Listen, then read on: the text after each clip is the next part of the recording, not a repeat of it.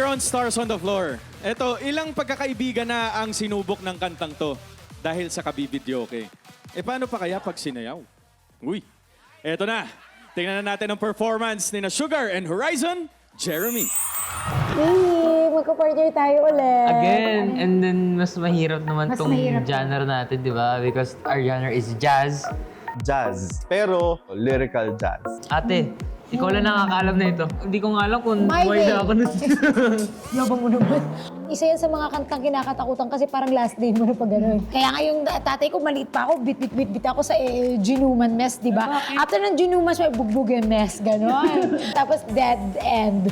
And 1, 2, 3, and 4, and 5, 6.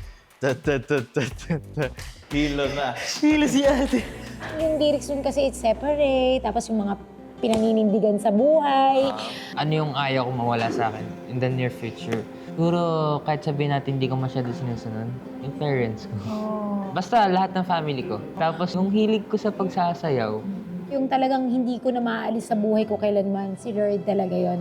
Why? Kasi siya lang talaga yung nagpatatag ng buhay ko, ng puso ko. Lahat, dahil yun talaga ng hindi ko napipitawan. Kahit wala na ako maging kirelasyon, dahil.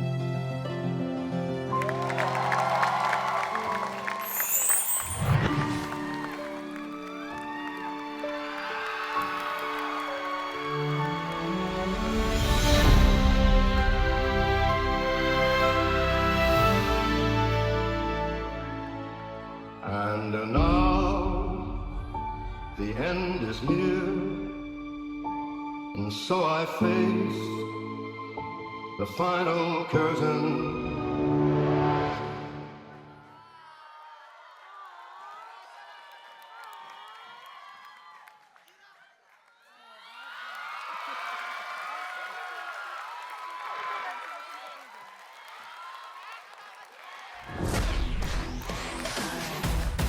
Runaway Bride, My Way na ginawang jazz.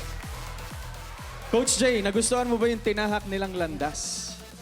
Actually, nagulat ako. Pati kami tatlo. Nagulat kami kasi kilala natin si Ate Sugar na makulit.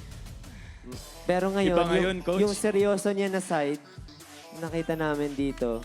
Thank you. Si Jeremy din. Yung lines, yung technique, andun. Yung nagsasyanay sila.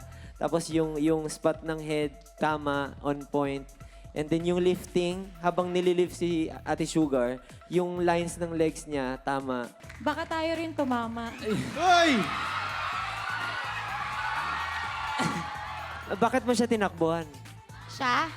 Kasi gusto ko pasayo eh.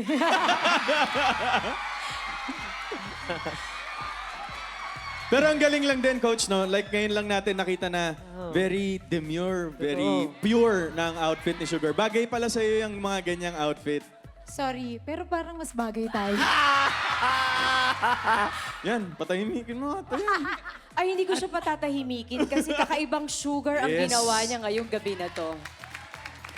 Hinihintay ko na habang sumasayaw ka, bumitaw ka dun sa emotion na yun, hindi ka bumitaw. Dito ko nga rin na-prove na yung sa age difference, pag nagsasayaw talaga, nawawala talaga yun. Lalo na kapag binibigay niyo yung best niyo. So, Miss Spark kayo together, parang bagay kayo mag-partner na talaga.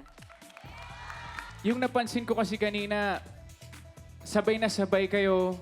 Kaya naniwala ako na kahit na runaway bride yung nangyari, parang tumakbo kayo. Pero naniwala ako, yung pinagsamahan nyo, yung trust nyo sa bawat isa nandun. Lahat, pati sa mga liftings, nagulat ako, ang lakas mo pala. Yung katawan kasi natin may sariling impulse yan, lalo na sa mga mananayaw. Lumalabas yan kapag naglalabas ng emosyon din. And kanina na-feel ko talaga na nasa sarili silang mundo nilang dalawa. Thank you sa ating Dance Authority. Siyempre, ang jazz performance na yon ay choreographed by our very own Coach Chad. Thanks, Coach. Ipapakita na ni Shanti at First One Joker kung ano ang lalabas tuwing bilog na ang buwan. Abangan ang dancehall piece nila sa pagbabalik ng Stars on the Floor!